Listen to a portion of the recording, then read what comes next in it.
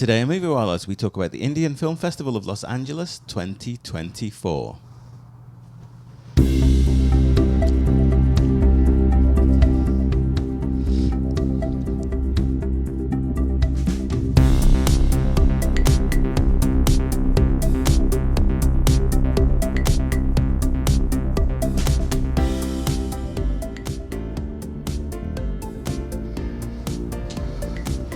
It's time for Moviewallas.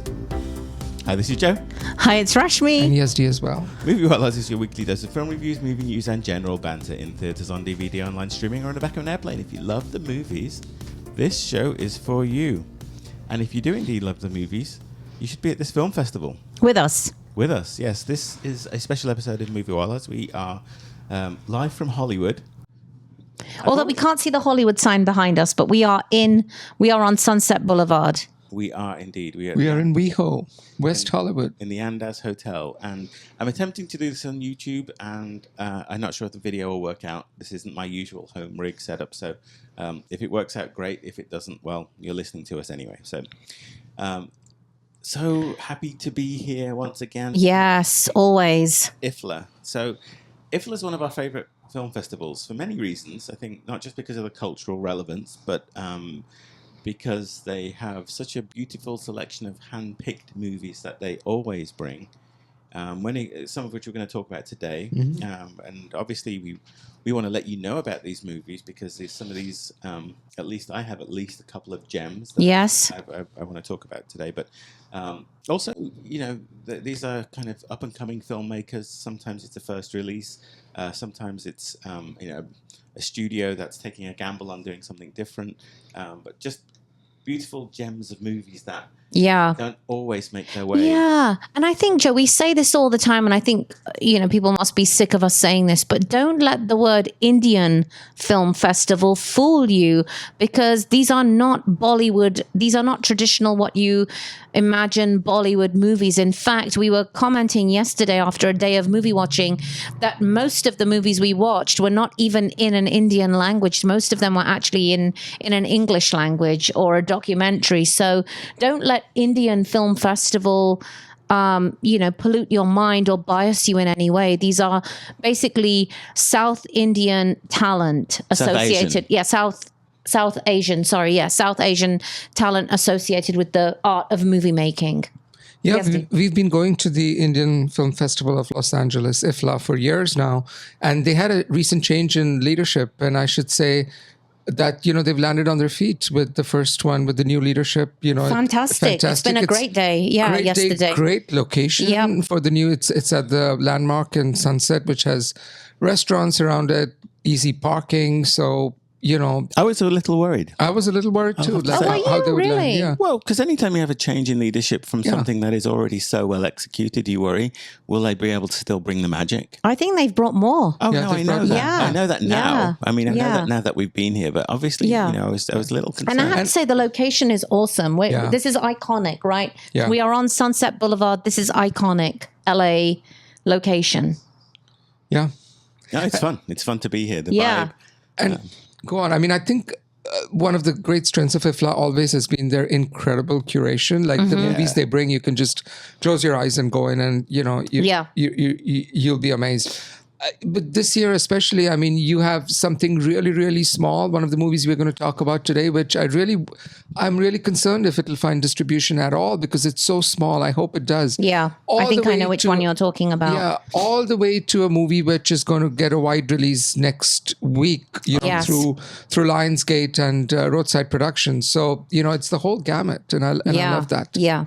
All right, why don't we get into it? I just want to make the point. I mean, I think if you're looking for a good guide to some kind of hidden gems, and even if you weren't able to make it to this film festival, any of these movies here, seek them out. Just by virtue of the fact that they've been selected by the IFFLA programming committee. And I think they were saying they get 2,000 entries. Correct. But my point, I mean, that's ridiculous. The point I'm trying to make is just by virtue of the fact that they're here at IFFLA, pretty much means it's a good bet that the movie has something to offer that's either new, a new voice, something of merit, something maybe we haven't seen before, or something that's showcasing some incredible talent. So I know we kind of hype up this film festival, but once again, just from the movies that we've seen so far, and we're still halfway through the festival. We've got another day of movies to watch today. It's lived up to it. So. Yeah. So we are covering day 1 and 2. Let's get into it. Yeah, let's cover as much as we can in this podcast, and if we need to do a part 2, we will, or we'll tack it onto one of our other recordings. But again, I think our job here is to tell you about what we've seen, and hopefully. And we'll try and keep them short-ish, right? Yeah. Okay. Let's go. So I've got on the list Ben and Suzanne, Mountain Queen, Undercurrent, Girls Will Be Girls, and are we going to talk about Kill today? Yes. All right. So those are we going to talk about Kill? Are we Joseph? I was just wondering, maybe that would merit it because it's getting a mainstream release. But yeah, let's just go. But I guess the order that we should tackle them is the order we saw them. Yep. So and Yazdi and I have it down. Yes. Going with then I'll shut up. Yeah, that was the. Why didn't you just say shut up? Shut up. Shut up. So the opening night, no respect. The opening night film was a movie called Dear Jessie, which is directed by Tarsem Singh. And Tarsem Singh, if you don't know, has made these amazing, visually striking movies. He did a movie called The Cell with Jennifer Lopez. He did a few other movies, and this is actually his first movie. Did he do that? About the Sleeping Beauty, not the sleep. Did you do the one with Lily Collins? Yeah. So he's a visualist beyond compare. But unfortunately, because this was on Thursday evening, and we had bills to pay and work to do, we could not make it for the opening night. But I'm really looking forward to watching this movie, Dear Jessie. Maybe we'll get a link, and we can review it. But so we missed the opening night, but we have been pretty. Having a high fidelity, we've seen almost everything else that's been shown. Yep. We missed a pair of shorts, but that's about it. Not a pair of shorts in our baggage, but a recording. Just because you didn't pack well yesterday. Yeah, I didn't pack well, and it's hot outside. Anyway, so the first movie we saw is a documentary. It's called Mountain Queen: The Summits of Lhakpa, Sherpa. Yeah. And that's a mouthful. And you and I talked about. That it's a mouthful. This movie actually is getting released on Netflix very soon, in a couple of weeks. So every one of you have an option. You don't have an excuse to not watch it. It's a documentary by Lucy Walker, who is a fairly accomplished documentarian, and it tells the story of the woman who holds the record right now for the most number of summits made to the tallest mountain in the world, which is Mount Everest. She's done 10 so far. An earlier version of this movie was actually shown at Toronto Film Festival when she had only done 9. So they showed an unfinished version, but we get to see the finished version. And it's showing up on Netflix. It's about a single mother who is working as a dishwasher at Whole Foods, who has another life as a record-breaking mountain climber in Nepal. And her name is Lhakpa Sherpa, and the movie is pretty much about her. So what do you guys think about that? Okay, I didn't know anything about this one going in. And as soon as Everest popped up, I was like, oh, Joe's going to love this. I didn't realize it was actually a movie about climbing mountains. But here's the thing. It's a really good movie, not just about climbing mountains physically, but climbing and overcoming one's own metaphorical mountains, as well as that physical aspect. This is a really interesting story. And the woman herself, Lhakpa Sherpa, is incredible. I really like this movie. Yeah. Look, as you said, Rashmi, I'm a sucker for anything mountaineering related.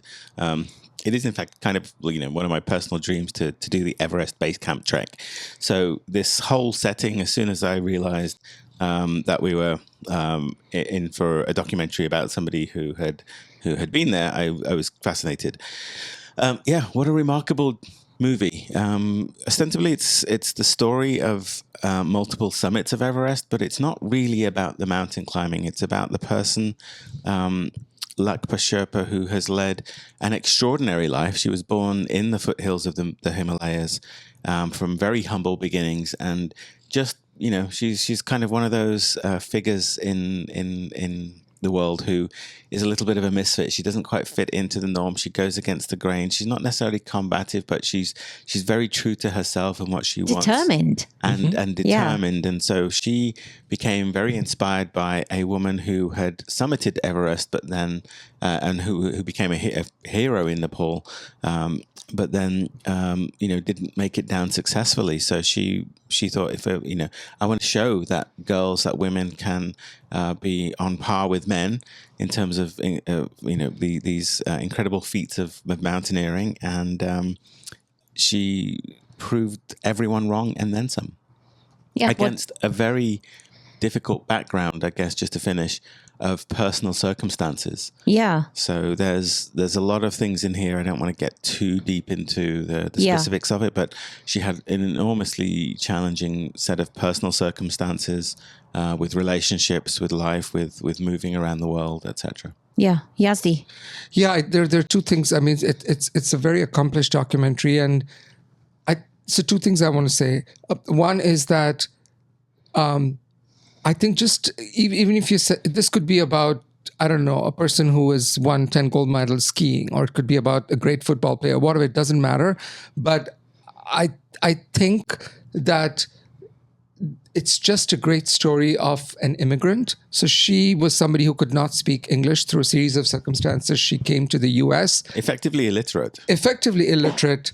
And even now, to the best of my knowledge, I don't know, is working, at Whole Foods. Correct. And at the same time, she's achieving these world-class, feats that nobody before has done. Like, nobody's even close. So it's really a fascinating story about what you can achieve and survive. And I know it sounds corny even as I'm saying it, but I think just from that perspective, it's remarkable.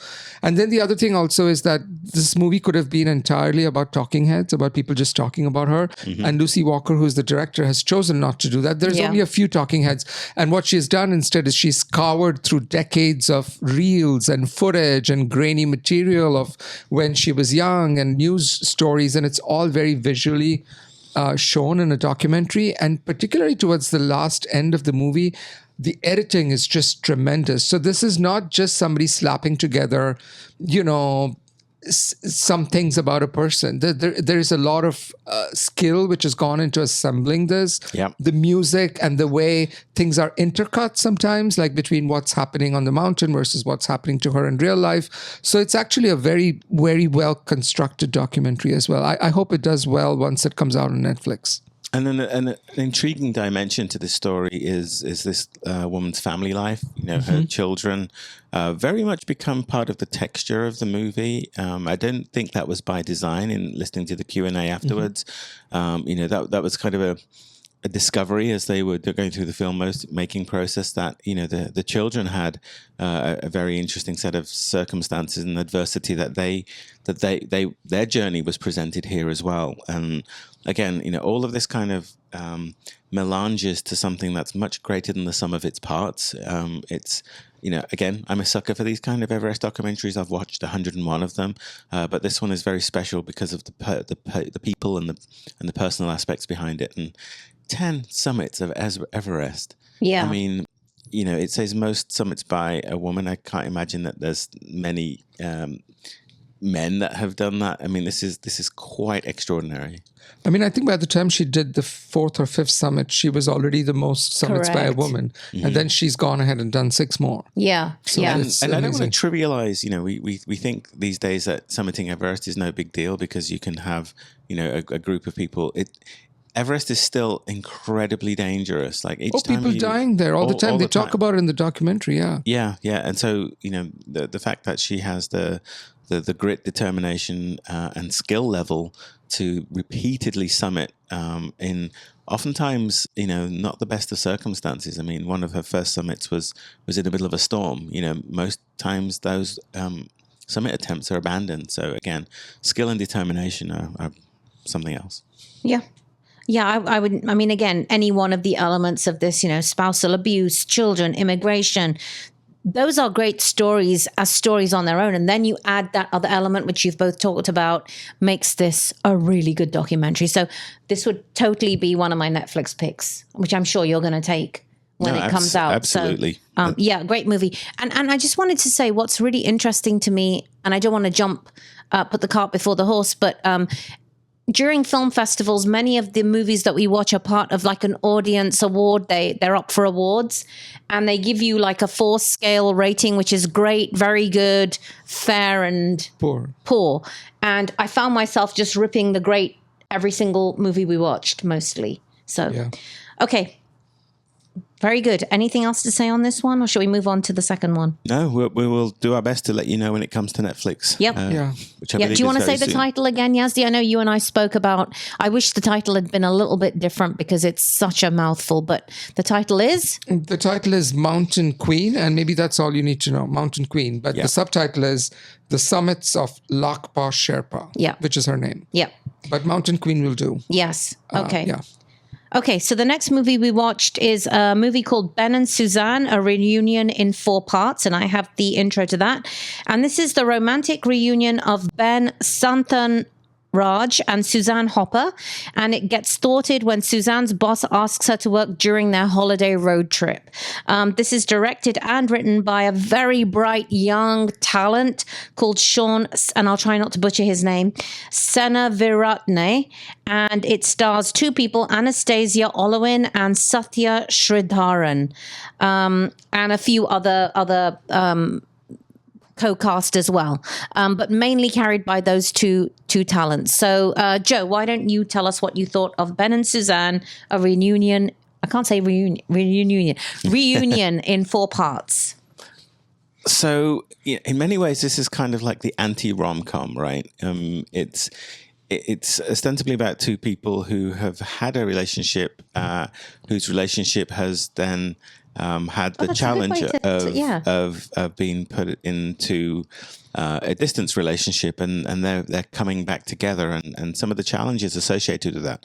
People change when they're apart, and when they're apart over great distances and length of time, the person that the relationship itself and the people that they were when they were together become modified in various different ways. So this movie is very much a comedic exploration of that. It's very bold. It's very honest. It's very real, and at times very funny.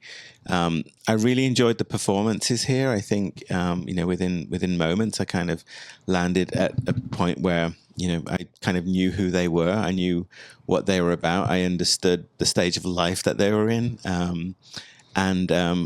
Very, very accomplished.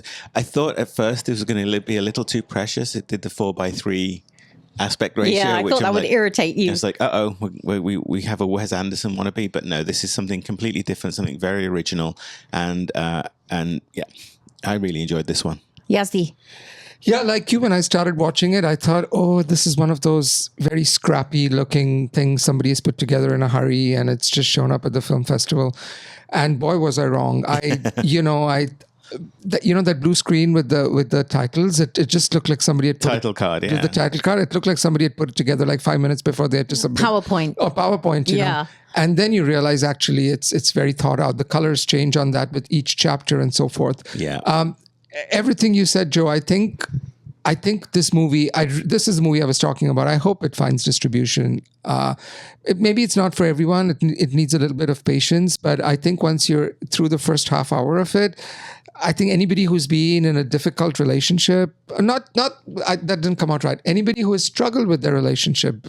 Especially a long distance one. Especially a long distance one, it's going to ring so true in terms of 2 people who really like each other, but people are who they are, and they fight, and they have differences in opinions, and they have differences in philosophies. And, this movie is like a travelogue in many ways. It's about these 2 people who have met in the United States, and then she has gone to Sri Lanka to work for an NGO, and she has these very lofty ambitions for doing good in the world. And he's come to visit her there, and the whole movie is set during his visit. It starts with him arriving at the airport, and it ends with him leaving the airport. So it's a travelogue in many ways, but these actors and the script really started to grow on me as it was proceeding, and I realized this is not something a group of writers have put together. This is one person's very raw, very real, accounting possibly of a very personal relationship, because all the little bits ring so true, and they're so specific. And, one of the great things about being at these film festivals is we get to meet the directors and the actors and so forth. And, we spoke very briefly with the director outside afterwards. And, I mentioned that I love that this movie is able to carry off this tone where parts of it are just full out slapstick, like almost hilarious comedy. And at the same time, other parts of it are really heartfelt, heartbreaking stuff.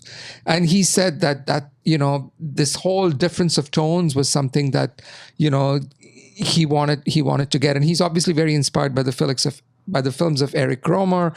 So anyway, I love this movie, and I pray to the gods of cinema that it finds its way through to a good distribution platform where it gets more exposure. Yeah, and Yazdi, the thing you forgot to say was this is based on his own life. So he and his wife, who did the wardrobe, were at the stage, and you know, it's based on an account they had. They were in India. This is set in Sri Lanka. Yeah, I agree with you. Charming, funny. You know, it captures, you know, when you're a couple, I'm going to have to tread carefully because my other half is here. When you're a couple and you're in that kind of growing range, I think throughout life, there's changing and then there's changing together. And often when one person makes a decision to do something that affects the other person, but doesn't realize it affects the other person, it can have, you know, it can cause a milkshake. Right? It shakes things up. It can cause little earthquakes, and it explores that piece really well. You know, this is a couple who have chosen not to get married based on principle. They're at that age when they're very principled. They're kind of forming who they are. They're idealistic. You know, she wants to go and work for an NGO and do great things in the world. She wants to change the world. And, you know, he turns up and it's like, she's now vegan and she's now this and she's now that and he's now this and he's now that, right? So there's that kind of changing and then changing together, which I think it captures really, really well. I really got, and I know Woody Allen gets a bad rap these days, but it gave me Woody Allen vibes, and that's a compliment to this movie, right? It wasn't like early Woody Allen. It captures that relationship angst really, really well. I really enjoyed this movie. It made me laugh. It didn't quite get me to tears, which it didn't need to because it wasn't going for that. It definitely wasn't boring. The pacing was perfect. And it's a really enjoyable little gem of a movie. Yeah. I mean, I think to me, the greatest talent here is the writing. Yeah. And I'm going to say that a lot today because I think, you know, of all the movies we've seen, I think the level of depth of and layering of character building it's kind of a common theme in the movies that we saw on day 1 and 2. There's a truth to these characters. They believe they operate with integrity, right? You understand where they are, what they're doing, why they're doing, even the things that they do that are problematic for them and or other people around them. It's just very well crafted. Yeah. And absolutely, everything rests at the feet of this writer and director. But I also want to really call out the two leads who are just tremendous. Yes. I mean, this is not a big, flashy, polished movie. This is a work of love, and these two actors are so believable. And a lot of the we know these people. We know, and a lot of this is filmed outside. It's not being done in a comfortable, studio. It's all, outdoor scenes. Guerrilla filmmaking. And they're so good. I just want to say there's a fight towards the end of the movie which has resonated as well as any fight I've seen between a couple in any movie, and that's saying quite a lot. That fight is just amazing. You should come to our house. Okay, I will. Or maybe you should do some recordings. I don't think our fights are as well written, Rashmi. No. A couple of expletives, a couple of doors get slammed, and then we don't go deep. I think the other thing I really enjoyed about this movie was, she's the non-Indian in an Indian environment, and it really pulls into question, and I've experienced this myself, is how Indian are you and the expectations of others around you to be Indian when you are who you are, right?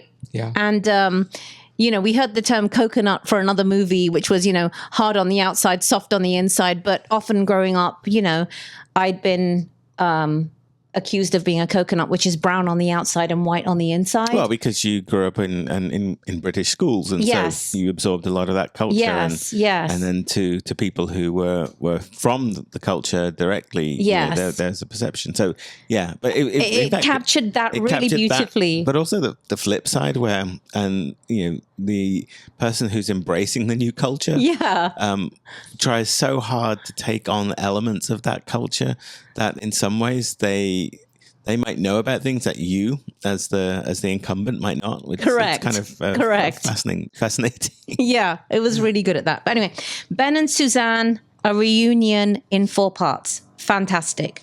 Okay, Yazdi, take us to the next one. So the next movie is a movie made in southern India, specifically in the Malayalam language, and its Malayalam title is Ullozhukku. But same to you. Yes, same to you. But the English subtitle for the movie is Undercurrent, and it's also by a first-time director, I believe, called Christo Tomi, and it stars the very celebrated female actor Urvashi, who has been in a lot of Malayalam movies, and then Parvati is the other one. They play the 2 kind of main leads in the movie.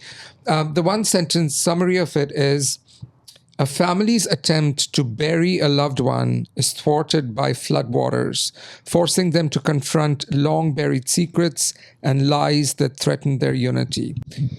This is a 2-hour movie, like I said, written and directed by Christo Tomi. Yes, it is his first time. He's done a lot of shorts, his first-time feature debut. So what do you guys think of Undercurrent? This has to be so far... No, I don't even want to say that. I love this movie. This is absolutely incredible, just for the fact that the 2 main protagonists are these incredible women, and watching them face off with each other and dance around one another. And I don't want to give too much away. I knew I was in good hands when within the first 5 minutes, we'd already established who that main protagonist is, and already covered a lot of her life and why she is where she is in her current situation. The tension in this movie almost read like a horror movie at times for me. Just beautifully, it's long, but it's beautifully paced. The cinematography is excellent. It's captured in the rain and the monsoons. Just the production, the acting, the story itself. I've never seen anything like this, done like this. Phenomenal movie. I cannot wait for people to watch this. Joe? So, I mean, I didn't take as much of an instant liking to this movie as perhaps you did, Rashmi, because I think very early on it kind of establishes itself as kind of a melodrama. It feels almost soap opera-like in the way it tells its stories and the way it holds its shots for kind of reactions. And so initially I was kind of thinking, this feels like something that, could be episodic in content, week to week with cliffhangers, rather than kind of a feature-length movie. But as we got further and further into it, and as the situations and the moral complexity of the movie started to reveal itself, I kind of sat back and was like, no, there's a reason that this made the cut here for this film festival. This isn't the ordinary kind of first-time director, slightly soapy film that I thought it was. This is something that's exploring something a lot deeper. And, I think the strength of it lies again in the writing here. I think, over and over, we have kind of characters who are presented with these kind of moral crossroads and moral choices that I feel were crafted to create drama, but at the same time they were fully believable. And even though it did that thing of like, it kind of writes people into a corner, and then forces people to make a choice, and those choices are almost always with absolute integrity. There's one kind of misstep, I think. A little piece of fortune kind of prevents a turn in the story that would have, and I say fortune, goodness, that's probably the wrong word for that. But it was kind of. I know which one. Yeah. It was a chance, but I mean, it was a necessary piece of the plot, because everything that comes after that then goes incredibly deep. Wonderfully written characters here. They're intelligent. They're written with a lot of sensitivity. The pressure cooker of the situation and the tension is just so well handled. I thought this was very, very good. Yazdi. Music was a bit heavy-handed. Yes, I was going to say the same thing. Yazdi. Yeah, so first a correction. This is this director's first feature film. He's done a lot of shorts, but he's also done a documentary called Curry and Cyanide, The Jolly Joseph Case, which reading about it, I'm very fascinated. It's on Netflix right now. So this is his first feature film. Add to list, yeah. Yeah. So, the director, during the Q&A afterwards, I agree with everything both of you have said, but the director during the Q&A afterwards said that he kind of put his cards on the table. He said that when he's directing a movie, he wants to squeeze the last drop of emotionality out of every situation. So this is not a film, and I'm not saying it's right or wrong, this is not a filmmaker who wants to be subtle at all. This is a very maximalist filmmaker. He wants people just to sob, and he wants to kind of externalize everything, right? So and this is a very maximalist movie, and I think it absolutely 100% is a melodrama, but I think it's a melodrama done right in the best possible way. From the first minute of the movie, I was dumbfounded by how beautiful it looked. It's crisp.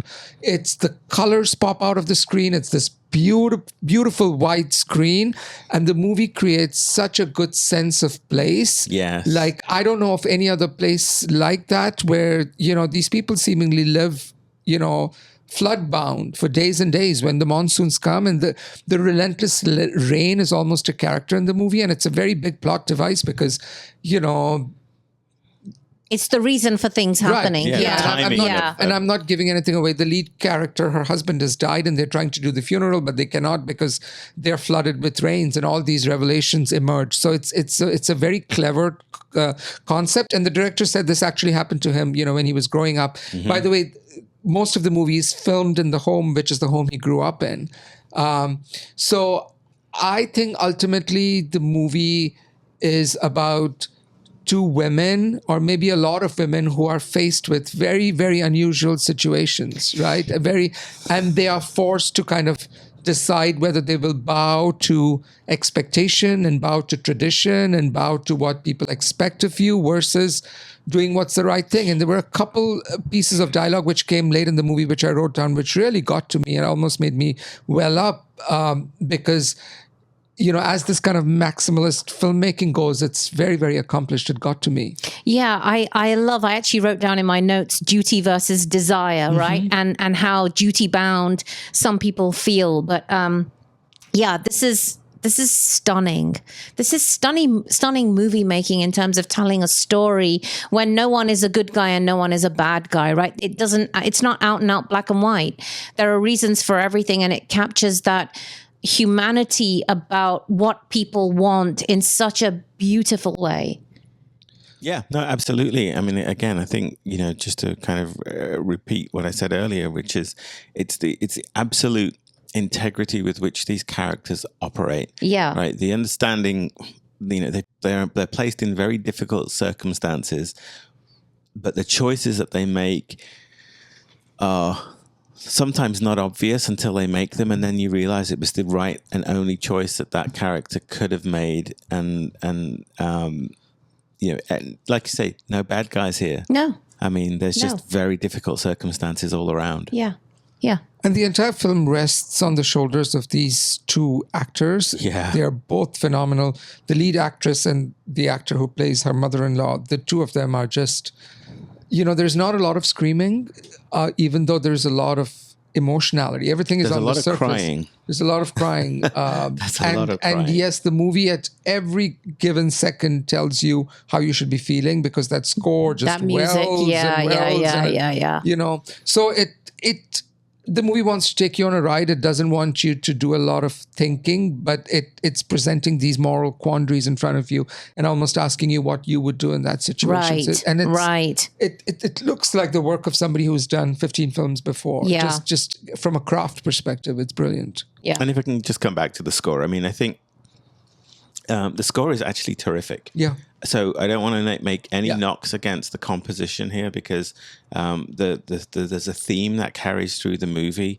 which is incredibly it's moving as a piece It's almost of music. Thomas Newman-esque in some ways. It's very rousing. It's a very accomplished score. I just feel like it was more than we needed for the scene. I feel like the movie could have taken a step up in its tension if the music, like you say, Yazdi, hadn't constantly kind of directed my emotions. But again, that's kind of a nitpick.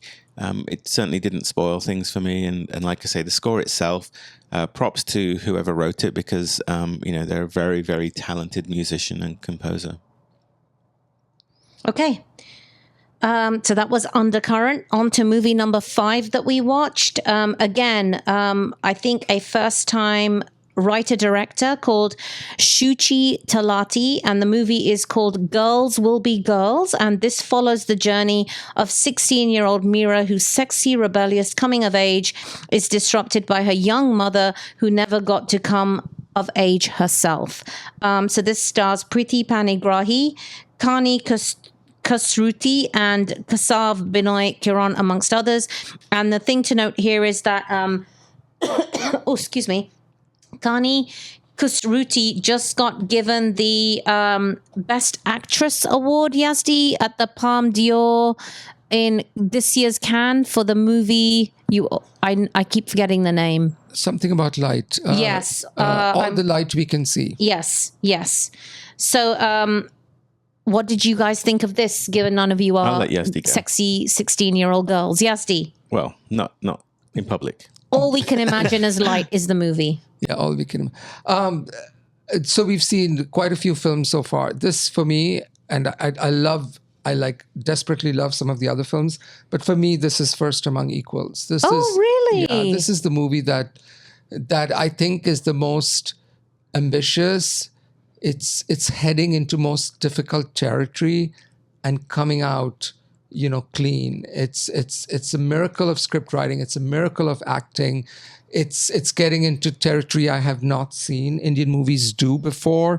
It's a beautiful demonstration of, again, great acting and mostly a great script.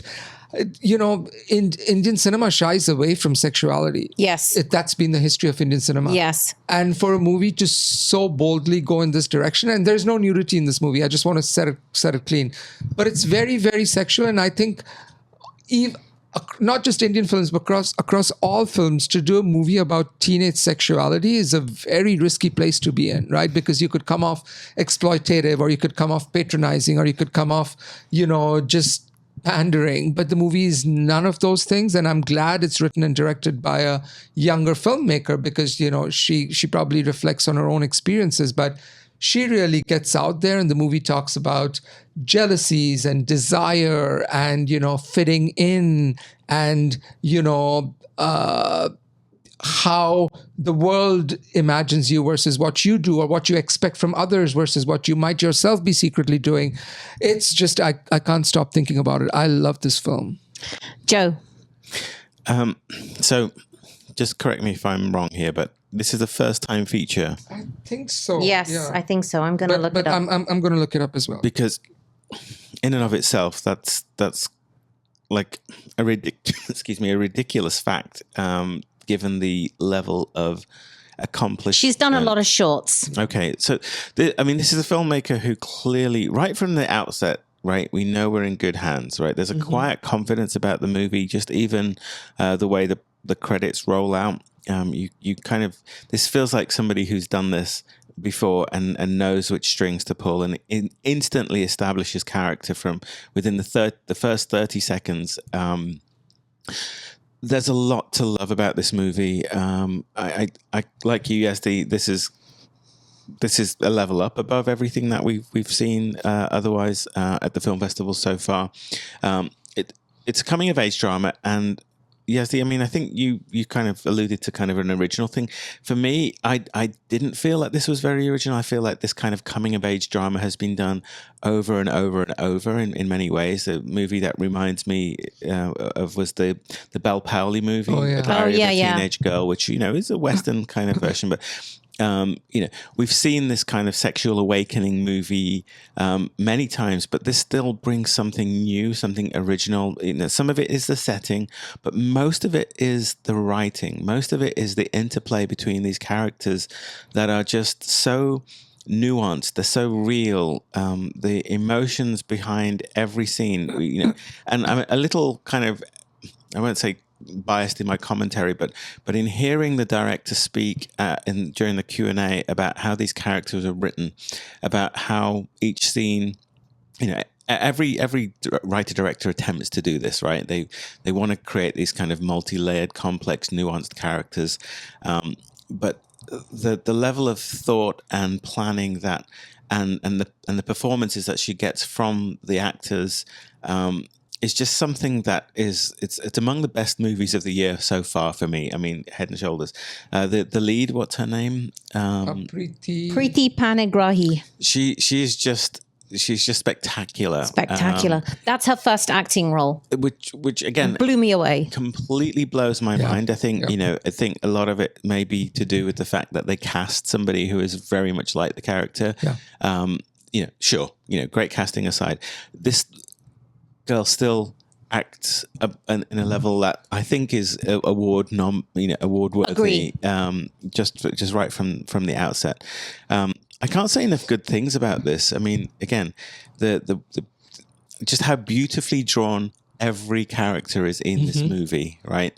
The three main protagonists, the mother, the situations that I think could have easily overcooked with a couple of missteps are just dialed back to a point where, you know, we're taken on a journey. We have our own relationships with all three of them, and there are times in the movie where we both like and dislike all of them. So just spectacular stuff. Yep, this is a great movie. I agree with everything the two of you have said. The film this most gave me, and not because it's similar, but the vibes it most reminded me of was that movie, the great movie from, I think, early 2000s, Towelhead. Do you remember that one? Yeah. Because of the mother-daughter relationship. And I love that the movie maker, which I had kind of figured as well, confirmed that this is not necessarily just a coming-of-age movie around a sexual awakening, but it's also a love story, not between the young girl and her potential boyfriend, but a love story between a young girl and her mother at that delicate age when you think you know best, right? You think your parents are clueless and ridiculous and you know everything, and it explores that relationship really, really well. And again, there's not any wasted scenes in this movie, right? There's no fluff. Every scene takes us from step to step in this journey, which is beautiful. Yeah, agree. Great movie. I hope everyone gets to watch something like this. Yeah. It would be a crime if this movie did not get distribution.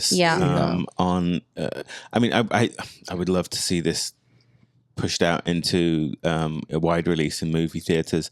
But I mean, you know, at the very least, if it doesn't secure some sort of streaming distribution, I think that's an absolute crime given the other stuff that seems to surface there. Yeah, and I don't know what level of rehearsals went through this. It's also set in a very specific location. There is a very good sense of place. It's set into, in this boarding school. But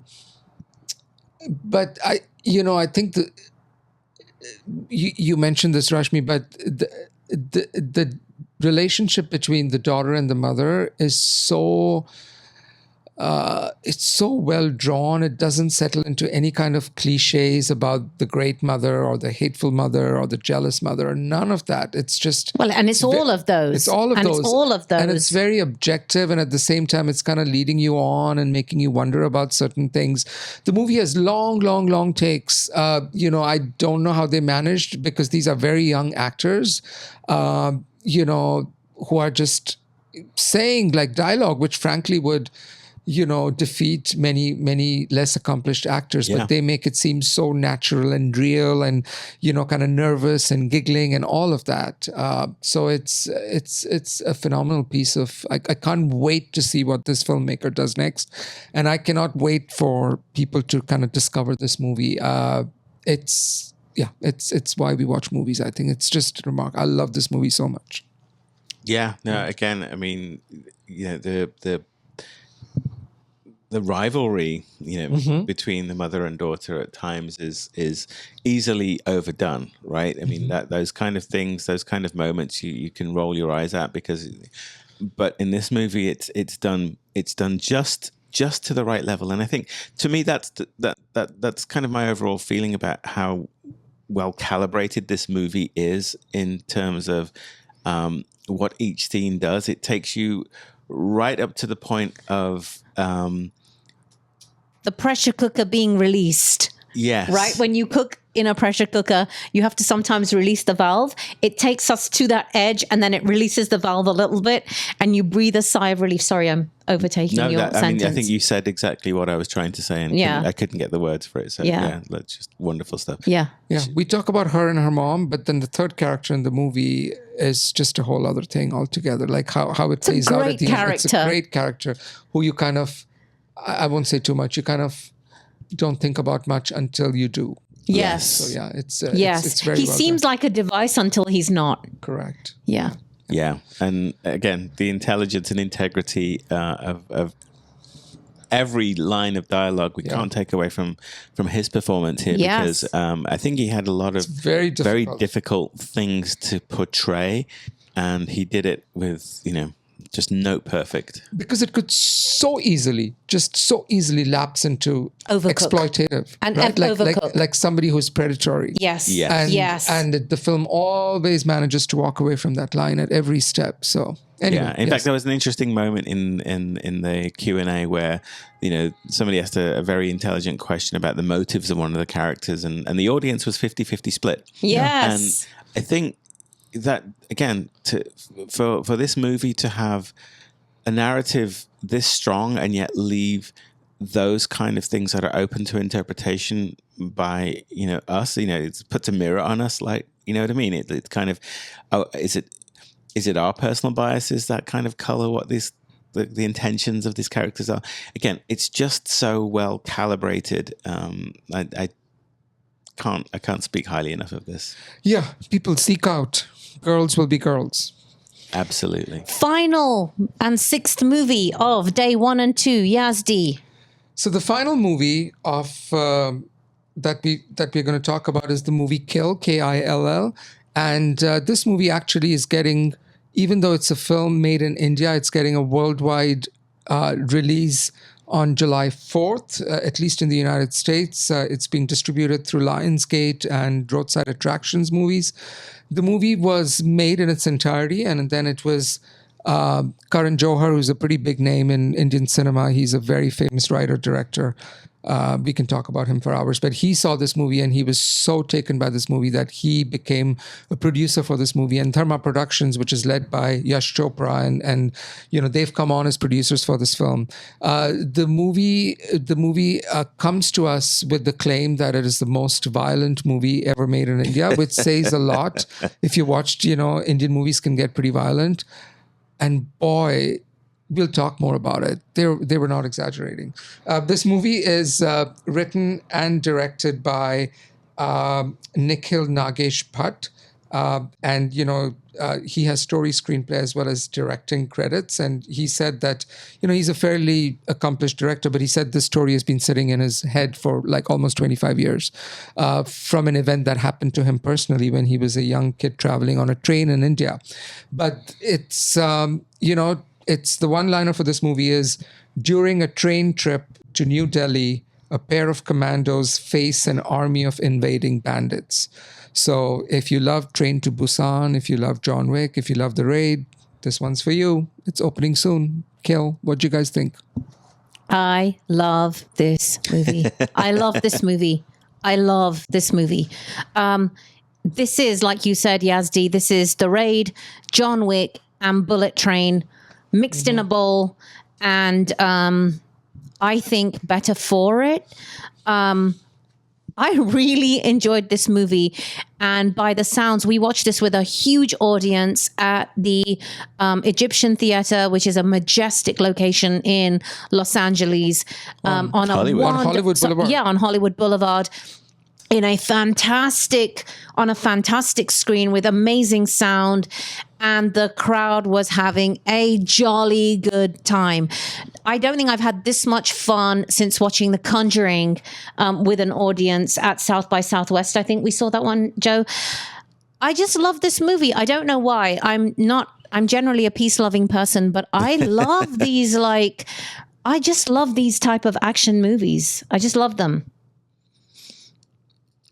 This is okay, Joe. Go on, poop over it. Not at all. So, first of all, I'll say, remember our review of Bullet Train? Yeah. Right. And I couldn't escape how smug that movie, how self-satisfied that movie felt. Yeah, that's true. With itself, right? Yeah. It thought it was really clever. It thought it was... But it was. Anyway, yes. Yeah. This isn't that review. It came from kind of an arrogance where they just thought that what they were doing was so funny and excellent all the way through, and I couldn't shake off that slime. Yeah. This movie is not that. It works so hard from every 3 seconds shot in this movie feels like it's been rehearsed to infinity. Everything is just so perfectly choreographed and timed, and each death is original. It reminds me in so many ways of John Wick, with that kind of really well choreographed, synchronized. John Wick 3 or 4, was it the one that we saw this last year? Yeah, 4. Took that to kind of at the next level where it almost felt like a dance routine. Yeah, I remember you, but the ballet. Yeah. This isn't that. This is kind of a more brutal, relentless kind of movie. If I'm honest, I found it quite exhausting. Whether that was the movie or whether that was just the fatigue of a long day of films. Movie number 4. Plus not having slept super well the night before. I didn't quite tap into the movie's wavelength and energy in the way that I think you did, Rashmi. But that shouldn't take away from what's been accomplished here, which is a really fun, unrelenting, gruesome, violent, fun piece of movie making. Yes, they know they're clever. There's the placement of the title card in the movie understands how clever that they have been in what is ostensibly something that's unoriginal, and balls to the wall kind of action movie. Yeah. They know they have something special here, and props to them.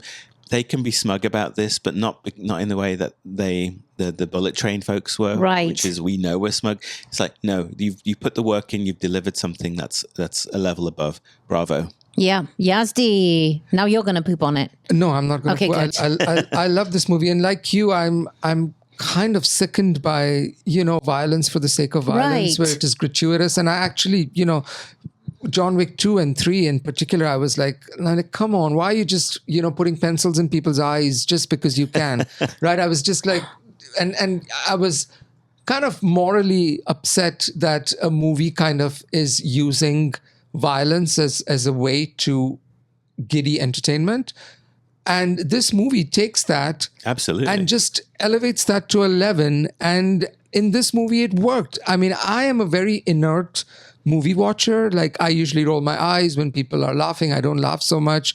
I'm a very quiet You're stoic. I'm very stoic. Yeah, you're a stoic movie watcher. I can tell you, by the time the movie was at its 2/3 mark, the audience had already erupted in spontaneous applause like four times. Yes. And then there was a scene, I'm not going to say about it. There was a scene which came up where something happened, and I was the one who erupted in applause. I was like, yeah! I mean, I was screaming and I was clapping, and I was shocked at myself at how engaged I was.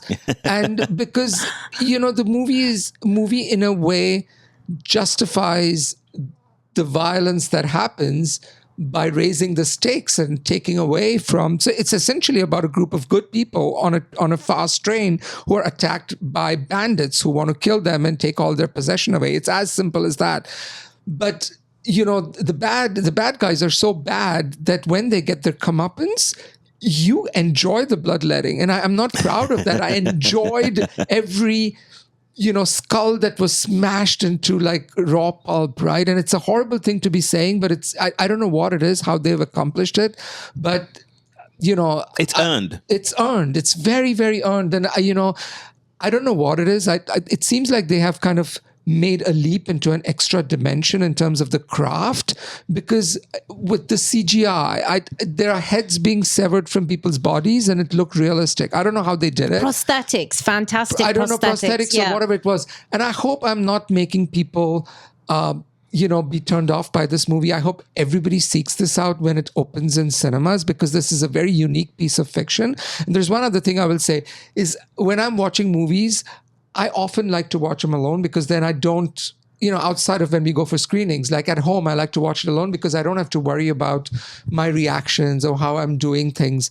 But I forget that one of the joys of cinema can be communal movie watching. Exactly. And if you are the kind of movie who enjoys watching a movie and people reacting to it, forget about watching this movie on your screen. Go out to the theater and experience it with a large group of people, and you will have this catharsis with them. And I enjoyed that catharsis so much. Yeah. I forgot where I was, even though it was a beautiful cinema screen. I was in the story. I mean, the movie is kind of a little bumpy at the beginning, and I was like, the first 20 minutes, I'm like, what is this? This looks like a bad made television series. But once it kicks in on the train, oh boy, I mean, it's just a whole other level. I'm in awe of this movie. It was like an 80s action flick at the beginning. Yeah. Establish this ultra masculine. It's a very muscular, very masculine very bro-esque. movie. Right. Yeah, energy, a lot of bro-esque energy at the start, but it doesn't take away anything from the movie. And again, I love it when no one is safe in the movie. Yeah. I love it, right? You don't know who's going to get it next. And I love when that happens, because all bets are off then. I think that's a really good point, because I think, at multiple stages in the movie, people that you think were naturally there for with the running time of the movie are just dispatched with. And it's like, okay, now what? Yeah, right? exactly. Now what? So that was really done. Although I will say the lead actor at some point, he was being chopped and killed and shot, and he was like Keanu Reeves in the John Wick movies. He just somehow got up and got back to fighting people. Like he was almost like undestroyable. But the other characters as well. And I like that the movie is. It's a short movie. It's, for everything it accomplishes, it's less than 2 hours in length. Yeah. And it gets a lot done quickly in and out. And it has a very good sense of claustrophobia, because, there are 4 carriages to the train which are locked off, and everything has to happen within that. And, very cleverly, the bandits block off everybody's cell phone signals. So it creates this hermetically sealed, like, people have to live or die on this train, which is, heading at a high speed. So, very well done. If I may just kind of, compare and contrast against this year's Monkey Man, which is another kind of, South Asian diaspora type, ultra-violent movie. I think, I know the two of you felt a lot more positively about Monkey Man than did I. But, this is the reason why. I think this movie very quickly gives us something to care about, and I think Monkey Man was just difficult for me in particular because I didn't know what was going on. The choreography was not as crisp, well accomplished. Yeah. Yazdi, you say about the sense of place that the 4 carriages. At any given point in time, I understood where we were, who was in front, who was behind. Like, there was never a kind of a moment of loss, whereas I think in something that's kind of just a bit less accomplished, equally brutal, and I'm not pooping too much on Monkey Man. It didn't work for me. That doesn't mean to say it's not a good movie. But the level of planning around how this all kind of clicks together just felt much higher, and they spoke to it in the Q&A afterwards, right? Everything here, even the knives, right, are are in the script, right? I think every single physical movement is almost storyboarded out, whether it's visually, whether it's done on paper and pencil. Yeah. But this doesn't come together by accident. This is meticulously planned from A to Z, and it shows. Yes. It's a ballet. Yes. It's a perfectly rehearsed ballet. And I love the bad guy, Raghav Juyal, who plays this character called Fanny. He's equally deliciously horrible and, well put together as an antagonist that only heightens our protagonist's being, right? I love that play between the two of them as well. So I love the motives. Each one has such a clear motive. This is fantastic. I can't wait to see this one again. And I hope there's a kill too. Like, I really am hoping for a sequel. I hope this is like Die Hard or, John Wick or any of those. I can tote, or The Raid 2. This has the makings of a cult movie. Yeah. It has the ingredients, and I think its fans are going to propel this to kind of greater heights. Yeah.